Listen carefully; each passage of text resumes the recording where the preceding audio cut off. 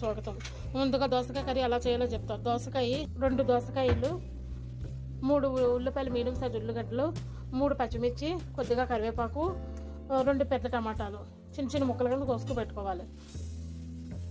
తాలింపుకి ఎండుమిర్చి 2, కొద్దిగా కరివేపాకు, కొద్దిగా జీలకర్ర, కొద్దిగా ఆవాలు. కుక్కర్ పొయ్యి మీద కుక్కర్ కింద పెట్టుకుని 2 స్పూన్ల నూనె వేసుకొని ఆయిల్ వేసుకుని ఆయిల్ వేడెక్కిన తర్వాత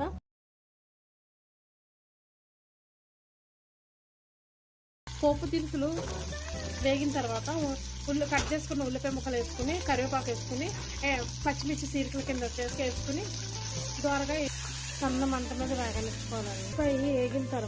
వేగిన తర్వాత టమాటా ముక్కలు వేసుకుని బాగా మగ్గనివ్వాలి. ఒక హాఫ్ స్పూన్ పసుపు, స్పూన్ కారం, హాఫ్ స్పూన్ ధనియాల పౌడర్తో దోసకాయ ముక్కలు వేసుకోవాలి. ముక్కలు